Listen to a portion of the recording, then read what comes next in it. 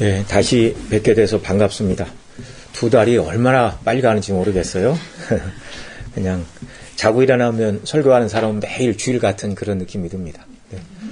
예, 다들 무더위에 잠도 제대로 못 주무셨을 텐데 또 이렇게 회사에서 신우회로 모여서 정말 선한 영향력을 드러내도록 하나님께서 은혜 주신 우리 신우회 회원들 늘 주님께서 강건하게 하시고 행하는 모든 일마다 주님께서 능력으로 늘 도와주시고 함께해 주시기를 간절히 소원합니다.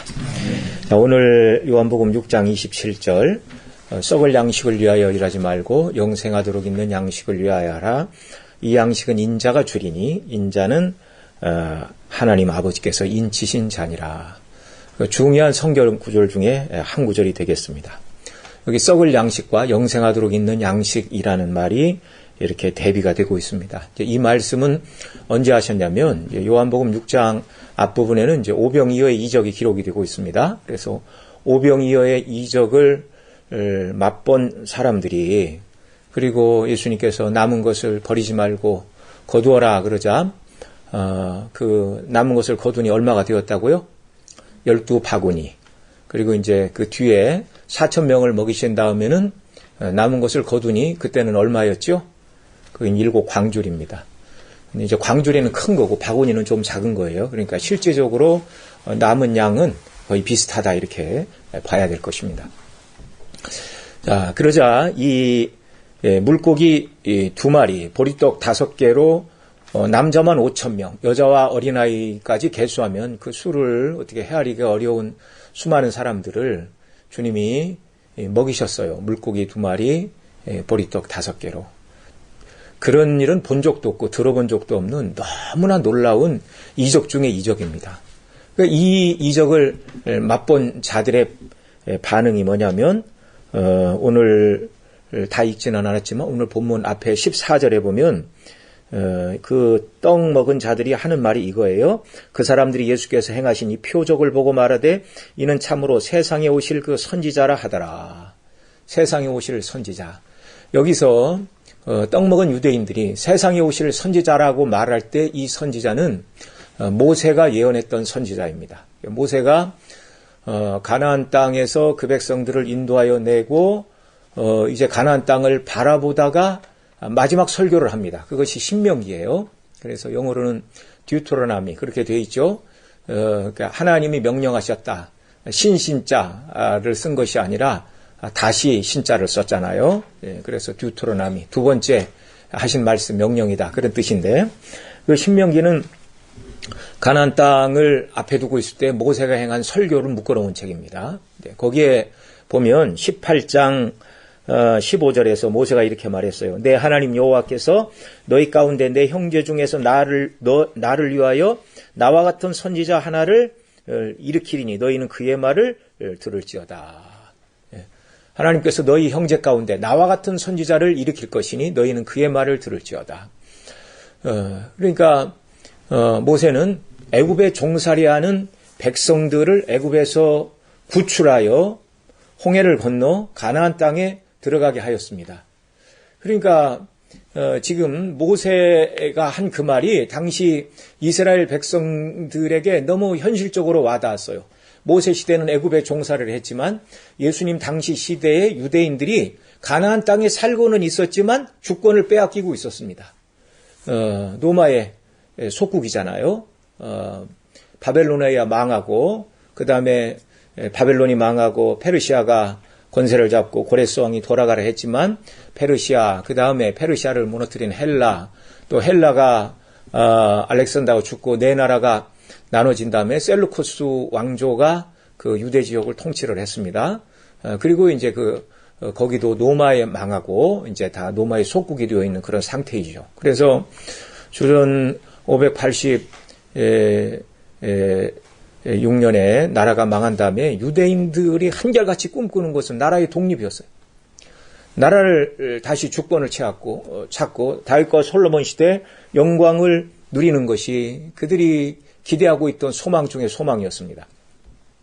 떡 얻어먹었던 자들, 모세가 그 백성들을 애굽에서 인도하여 내어 광야에서 모세 시대 하나님이 만나를 주셨죠. 네. 그러니까 오병이의 이적을 맛본 자들이 딱 생각을 한 게, 우리 조상들은 광야에서 만나를 먹었는데 지금 예수님이 행하신 이 오병이의 이적은 광야에서 먹었던 만나보다 더 놀라운 일입니다. 만나는 자고 일어나면 이렇게 아침에 하나님께서 땅에 쌓이도록 이렇게 하셨잖아요. 이게 뭐 신기한 자연현상인가? 뭐 억지를 부릴 수도 있어요. 그런데 이 오병이어는 그들 보는 눈앞에서 떡을 떼어주시는데 이건 줄어들지 않고 계속 늘어나고 다 먹고 12방울이가 남는 이적을 체험했으니 얼마나 놀라운 역사입니까? 그래서 그들이 모세가 말한 그 선지자가 왔구나.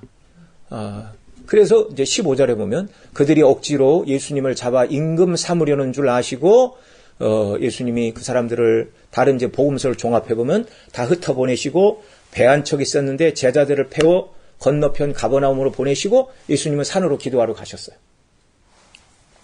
그리고 이제 다음 날이 되었습니다. 물론 이제 그 밤에 제자들은 이제 갈릴리 호수를 건너가다가 풍랑을 만나는 큰 일이 그 중간에 기록이 되고 있습니다. 제자들의 마음도 같이 부풀었어요. 그 분위기를 알까요, 모를까요? 제자들도 알지요. 때가 됐다. 우리도 예수님이 임금 되시기를 원했는데 사람들이 예수님을 임금 삼고자 하는구나. 그리고 그 제자들이요, 예수님 따라다니면서 바람이 많이 들어갔어요. 예수님 옆에 그 요한과 야고보 세베대의 두 아들, 그의 어머니와 합세하여 주의 나라가 임하실 때 내 아들 중에 하나는 주의 우편에 하나는 좌편에 앉게 하여 주옵소서, 그렇게 요청을 했잖아요. 그러니까 뭐 왕조 시대를 얘기하면 영의정 좌의정을 시켜달라 그런 말 아닙니까? 네. 다른 제자들도 마음이 부풀었어요. 이제 때가 되었나? 예수님이 임금이 되시나? 그러면 갈릴리 호수에서 물고기나 잡던 우리가 오늘날로 얘기하면 장관을 하나? 뭐 이런 부푼 마음을 가지고 있었는데 그 밤에 바다를 건널 때 그들이 갈릴리 호수에서 풍랑을 만납니다. 거센 풍랑을 만납니다. 밤 사경에 그렇게 말하는데 유대인들은 저녁 6시부터 아침 6시까지 밤인데 넷으로 나눴어요. 그러니까 1경은 저녁 6시부터 9시, 2경은 9시부터 12시, 3경은 자정 12시부터 새벽 3시, 4경은 새벽 3시부터 6시 사이를 밤 4경이라고 합니다. 성경에 보면 밤 4경에 예수님이 바다 위를 걸어 제자들에게 가세요. 그러니까 모르겠어요. 그때 유대 땅에 저녁을 먹고 예수님이 이렇게 깜깜하면 뭐 배 타고 가기가 어렵잖아요. 그러니까 뭐 밤 9시쯤 배를 태워 건너편으로 보냈다 할지라도 밤 4경에 바다 위로 예수님이 제자들을 찾아가셨으니 밤 9시에 배를 태워 보냈다면 적어도 6시간 이상 그들이 바다에서 큰 물결과 파도와 맞서 싸웠다는 겁니다. 그 싸움을 하면서 제자들 머릿속에는 예수님 모시고 왕국을 이루고 우리가 한 자리 해야 되겠다, 이런 생각이 이제 싹 빠져나가는 시간이었어요. 죽음이 눈앞에 왔는데 지금 예수님 다음 자리가 무슨 의미가 있겠습니까? 그러니까 정말 제자들의 마음에 들어간 바람을 빼는 시간이었고, 또 이제 다음 날 이들이 예수님을 찾으러 왔어요. 그러니까 전날 배 한 척밖에 없었고 제자들을 보내셨고 예수님은 산으로 가셨잖아요. 그러자 임금 삼으려 했던 자들이 다시 나옵니다. 어디로 나오는가? 떡 얻어 먹었던 대로. 근데 예수님이 계시지 않자 그들이 배를 타고 가버나움으로 찾아옵니다. 그리고 거기 예수님을 딱 만났어요. 그리고 그 정황, 제자들을 어제 배 태워 보냈고 배는 한 척밖에 없었고 예수님은 산으로 기도하러 계셨는데 건너편에서 예수님을 만나니까 너무 놀랍잖아요. 그래서 그들이 묻습니다. 라삐어, 여기 언제 오셨습니까? 참 대단한 열심입니다. 그런데 우리 주님께서 내가 지난밤에 갈릴리 호수를 건너서 여기 왔다, 그런 말씀 한 말씀 안 하세요. 뭐 하나님의 아들이 바다 위를 걸은 게 뭐 그렇게 대단한 일입니까? 그런 말씀 하나도 안 하시고, 또 아이고 어제 떡 얻어 먹던 사람들 아닙니까? 어제도 오더니 오늘 또 나를 찾아 이렇게 이른 아침부터 길을 헤매고 왔네요. 아이고 수고 많았습니다. 그런 인사도 하지 않으셨어요. 그리고 하시는 말씀이 오늘 본문입니다. 썩을 양식을 위하여 일하지 말고 영생하도록 있는 양식을 위하라. 이 양식은 인자가 주리니 인자는 하나님의 인치신 자니라. 이 말씀은 유대인들이 듣기를 원하는 말씀이 아니에요. 그들은요, 그래, 너희가 내가 주는 떡을 먹고 모세와 같은 선지자인 줄 알았냐? 제대로 보았다. 내가 너희가 원하는 것을 주리라. 나라의 독립도 주고 부강한 나라를 만들고. 여러분, 지금도 마찬가지지만 예수님 당시에 먹을 것이 있다는 건 그것이 바로 국력인 시대입니다. 그들의 조상 요셉이 애굽에 총리가 되어서 한 일이 뭐예요? 7년 풍년의 시대에 곡식을 잘 거두었다가 7년 흉년의 때에 그 곡식을 가지고 애굽 사람과 또 거기 찾아오는 모든 사람들을 다 구제했잖아요. 그러니까 그 시대는 먹는 양식이 곧 국력입니다. 양식이 국력이에요. 지금도 마찬가지지만 그러한 시대에 예수님을 임금 삼으면 그들이 뭐 비가 오든지 안 오든지 걱정할 필요가 없어요. 물고기 2마리, 보리떡 5개로 5,000명을 먹이시고 12바구니나 남기셨는데 그것 가지고 또 떼어주시면 먹을 걱정 하나도 하지도 않고. 그러니까 주님이 내가 너희에게 원하는 독립을 주리라. 너희에게 먹을 것을 주리라. 부강한 나라를 만들어 주리라. 이런 말씀을 하셨다면 그들이 그날 즉시로 예수님을 왕으로 삼고 독립을 선포했을 것입니다. 그런데 예수님은 그런 일을 하러 오신 분이 아니었어요. 히브리 3장에 보면 이렇게 말합니다. 모세는 하나님의 집의 종으로 신실히 섬겼고 예수 그리스도는 그 집 맡은 아들로 그러하였다. 그러니까 백성들을 종살이하는 데서 구원하여 가나안 땅으로 들어가게 하는 정치적인 자유를 주었죠. 몸의 자유를 주었죠. 물론 그것을 위하여 하신 것이 아니라 출애굽의 의미는 예수님이 이루실 구원에 대한 상징입니다. 애굽이 상징하는 죄악된 세상에서 그들을 어린 양의 피로 구원하사 가나안 땅이 상징하는 천국 백성이 되게 하시겠다는 상징이에요. 예수님은 이 일을 이루러 오셨어요. 만약에 모세 수준의 이 일을 하나님께서 그 시대에 필요했다면 하나님의 아들이 굳이 오지 않아도 됩니다. 그냥 모세 같은 사람 또 보내면 되고 다윗과 솔로몬 같은 사람을 하나님이 일으켜서 독립을 이루게 하시면 되는 거예요. 겨우 모세가 할 수 있는 정도의 일을 하게 하시려고 하나님의 아들이 사람의 몸을 입고 이 땅에 오셔야 될 이유가 없었다. 그런 말입니다. 그래서 모세는 그들에게 썩을 양식을 주었다면 예수 그리스도는 그들에게 영생하도록 있는 양식을 주시기 위하여 오셨다라는 것. 예. 자, 예수님을 억지로 임금 삼으려 하는 그들이 정말 예수님께서 하신 이 말씀은요, 그들이 듣고 싶은 말이 아니에요. 기대하고 싶은 말씀이 아니었어요. 예. 예수님이 썩는 양식을 위하여 일하지 말고 영생하도록 있는 양식을 위하여 하라 그렇게 말씀하시자 그들이 이제 그 다음 이제 마지못해 대답을 합니다. 뭐라고 그러냐? 28절. 우리가 어떻게 하여야 하나님의 일을 하오리까? 이렇게 대답하고 있어요. 예수님은 영생하도록 있는 양식을 위하여 일하라 그러자 그들은 어떻게 이해를 했냐면 어떻게 하여야 하나님의 일을 하오리까? 이렇게 묻는 거예요. 그러니까 영생을 얻으려면 하나님이 기뻐하시는 무슨 일을 해야 된다. 이렇게 생각을 한 겁니다. 그래서 이들이 하나님의 일을 하오리까라고 말할 때 그 일이라는 단어가 성경에 보면 둘 이상의 복수형인 에르가라고 그렇게 되어 있습니다. 우리가 어떤 일들을 해야 됩니까? 지금 그들은요, 그들의 랍비들이 가르쳐준 대로 율법에 따라 안식일을 지켰고 바카오 회양과 근처에 11조를 드렸고 또 일주일에 정해진 날수에 맞춰서 금식하였고 구제하였고 나름대로 자기들은 율법에 흠이 없고 지금 죽어도 천국 갈 수 있다라고 나름대로 생각을 하고 있었어요. 그런 그들에게 영생하도록 있는 양식을 위하여 하라.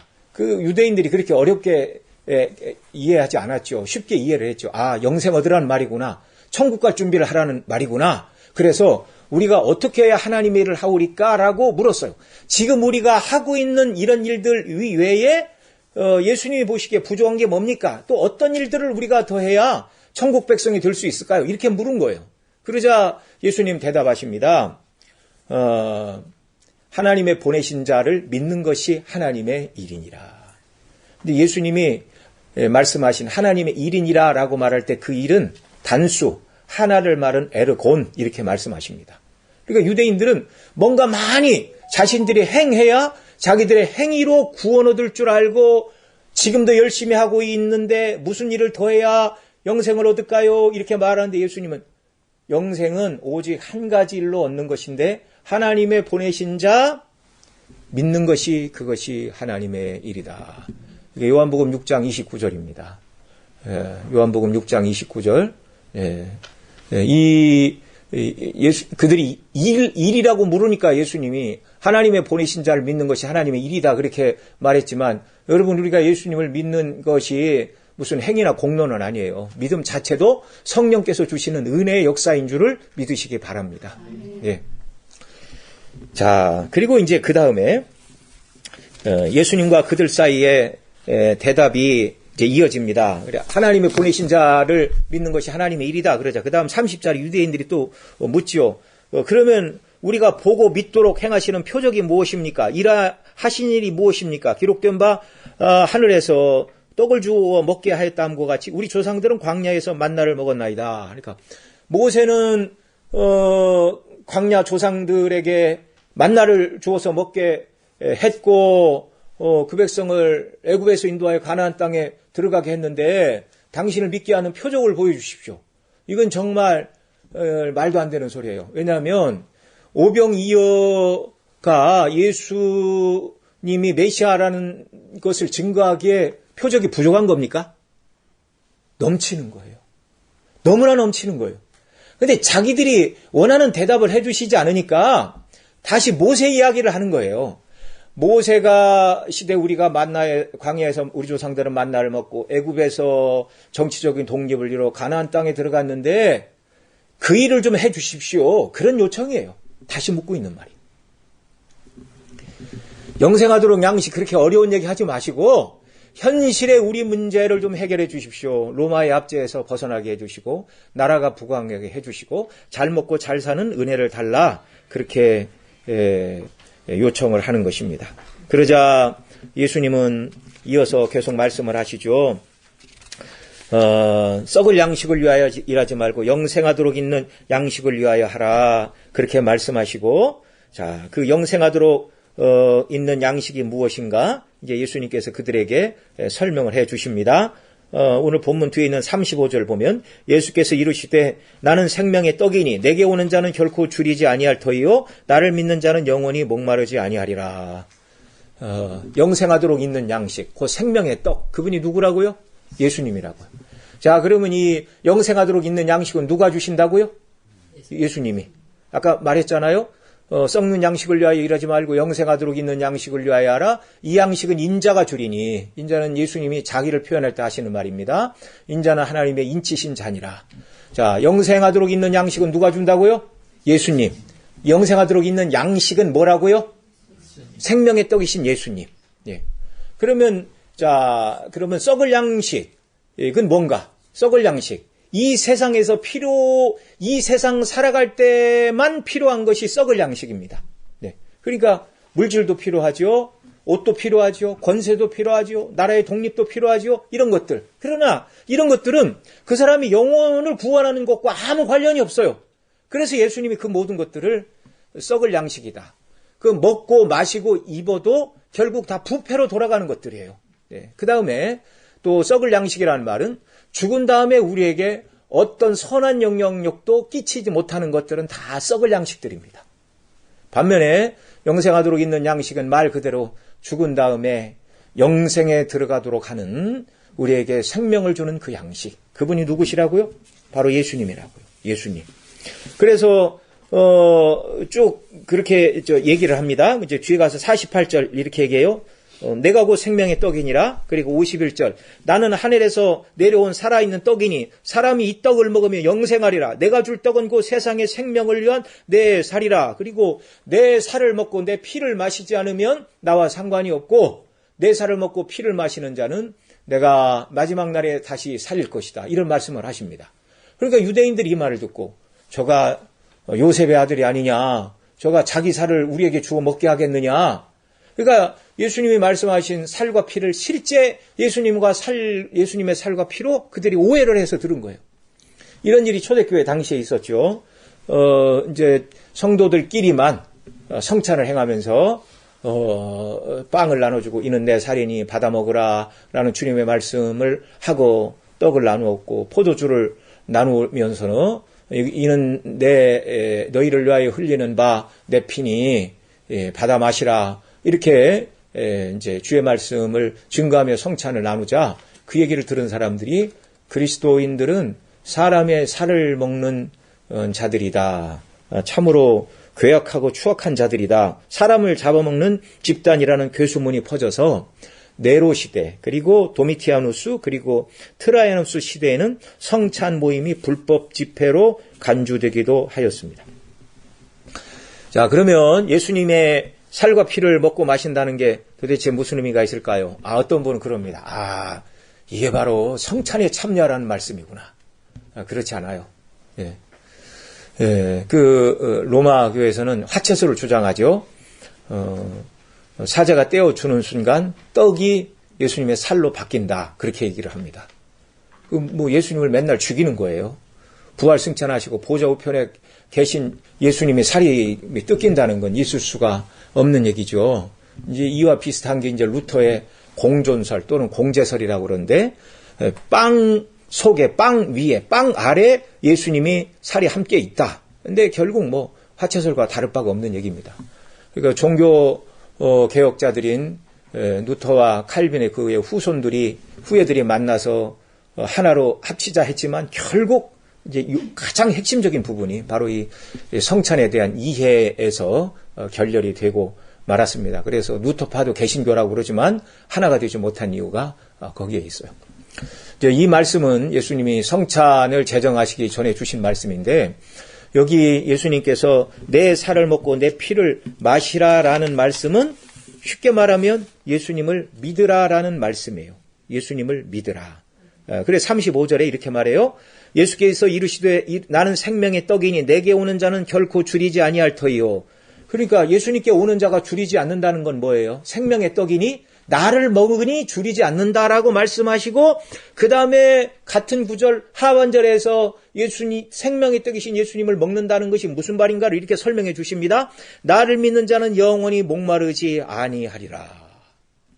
그러니까 생명의 떡인 예수님을 먹는다는 말은 예수님을 믿는다는 말입니다. 40절에서도 또 마찬가지예요. 내 아버지의 뜻은 아들을 보고 믿는 자마다 영생을 얻는 것이니 마지막 날에 이를 다시 살리리라 이렇게 말씀하십니다. 하나님 아버지의 뜻, 예수님 보고 믿는 자마다 마지막 날에 다시 살린다. 그런데 마지막 날에 다시 살린다라는 표현이 또 54절에도 기록되고 있습니다. 내 살을 먹고 마시는 자는 영생을 가졌고 마지막 날에 내가 그를 다시 살리리라. 그러니까 40절에서는 아들을 보고 믿는 자마다 무엇을 가졌다? 영생을 가졌다. 그래서 마지막 날에 내가 다시 어떻게 한다고요? 살린다. 54절에서는 내 살을 먹고 내 피를 마시는 자도 영생을 가졌다. 그래서 마지막 날에 내가 다시 살린다. 그래서 아들을 보고 믿는 자라는 표현과 내 살과 피를 먹고 마신다는 말은 같은 표현입니다. 네, 어렵지 않죠? 네. 자, 그러면 왜 예수님을 나를 믿으라 그렇게 말씀하시면 될 일을 어렵게 내 살을 먹고 내 피를 마시라 이렇게 설명을 하시는 것입니까? 이것은 이유가 있어요. 오늘 우리 이제 점심 먹으러 갈 겁니다. 아침 안 드시고 오시는 분들이 많아서 아침 식사하셨어요? 그러면 아니요 그렇게 대답을 하니까 우리가 이제 조금 있으면 이제 점심 먹으러 갈 텐데 밥을 먹으면 어때요? 음식이 일단 내 속에 들어오죠. 예수님을 믿으면 그분이 우리 속에, 우리 심령에 우리와 함께 하십니다.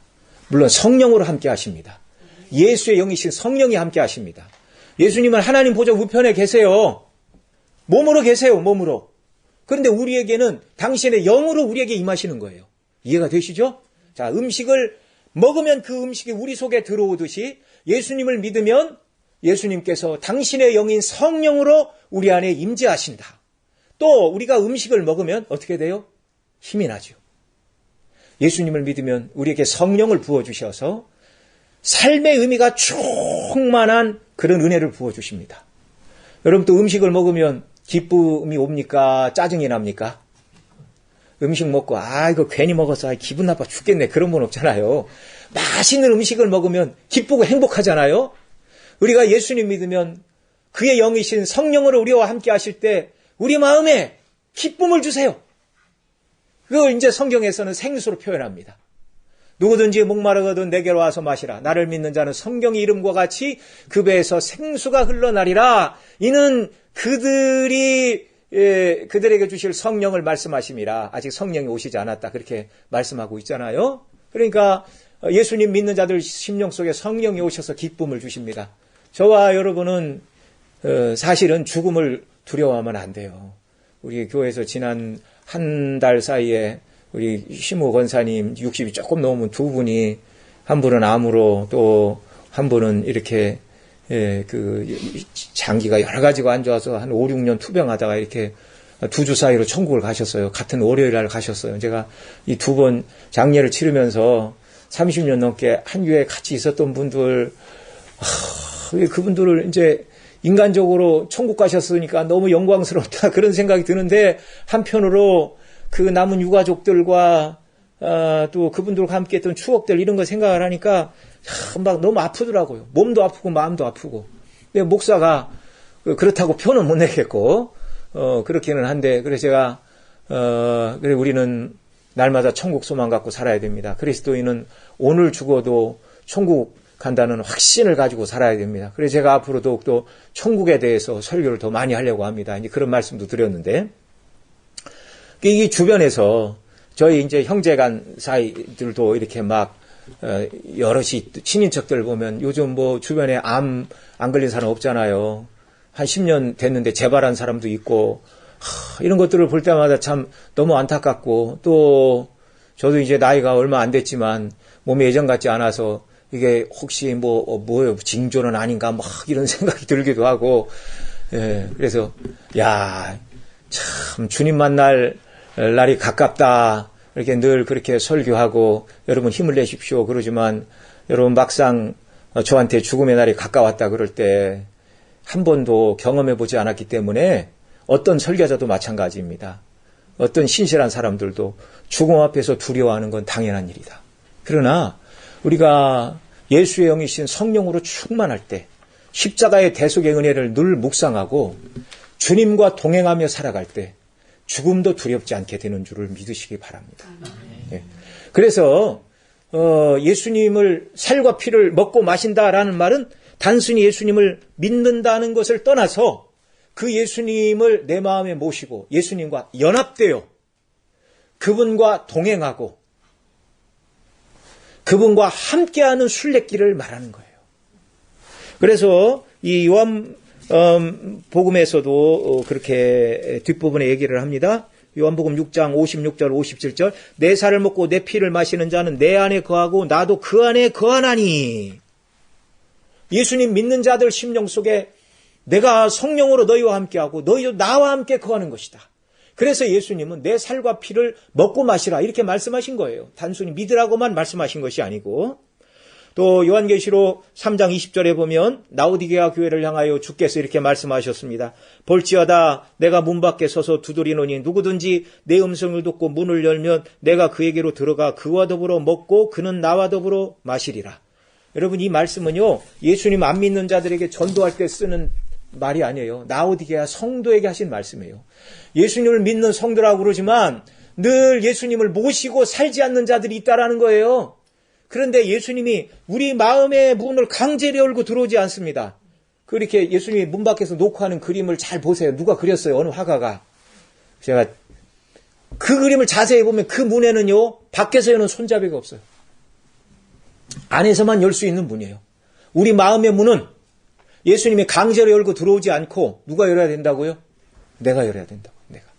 날마다 예수님을 믿고 날마다 예수님의 십자가의 사랑을 고백하고 날마다 주의 뜻대로 살지 못한 죄에 대해서 애통하고 하나님의 뜻대로 오늘도 순종하며 살아가는 은혜를 주시고 십자가에서 나를 위해 죽으신 주님의 복음을 증거하며 살아가는 자가 되도록 은혜를 달라고 기도하고 성령의 도우심을 구하는 것, 이게 날마다 예수님을 먹고 마시는 삶인 줄을 믿으시기 바랍니다. 이런 성도의 심령 속에 주님이 성령으로 우리와 임재하셔서 우리와 동행하시는 거예요. 이런 삶을 날마다 살아가는 사람이 죽음을 두려워하지 않게 되고 천국에 대한 산 소망을 가지고 이 땅을 살아갈 때도 썩을 양식이 목적이 아니라 영생하도록 있는 양식인 예수님으로 충만하고 그 예수님의 영광을 위하여 살아가게 되는 줄로 믿습니다. 이런 은혜를 저와 여러분 모두에게 주께서 충만하게 넘치도록 날마다 쏟아부어 주시기를 소원합니다. 기도하겠습니다. 하나님 아버지, 이 시간 또 짧은 시간 주의 말씀을 증거하였습니다. 우리 귀한 신호회원들, 썩을 양식을만 위해서 사는 자들이 아니라 영생하도록 있는 양식을 위하여 사는 자들이 되게 하여 주옵소서. 이 세상에 속한 일용할 양식은 하나님께서 일반 은총의 영역 속에 두셨습니다. 선인과 악인 모두에게 햇빛과 비를 주시고 열심히 일하는 자에게 먹을 것을 주시는 주님, 우리가 하나님의 영광을 위하여 열심히 일하여 먹을 것을 주시는 하나님의 은혜를 맛볼 뿐만 아니라 특별히 영생하도록 있는 양식인 예수 그리스도, 그분의 십자가의 대속의 사랑을 날마다 묵상하고 그 주님을 사랑하고 그 주님 안에 거하고 주님과 동행함으로 날마다 예수님을 먹고 마시고 음식을 먹고 기뻐하는 것보다 주님의 은혜로 충만함을 누리며 살아가는 행복한 저희들의 삶이 되게 하여 주시옵소서. 예수님의 이름으로 기도드리옵나이다. 아멘.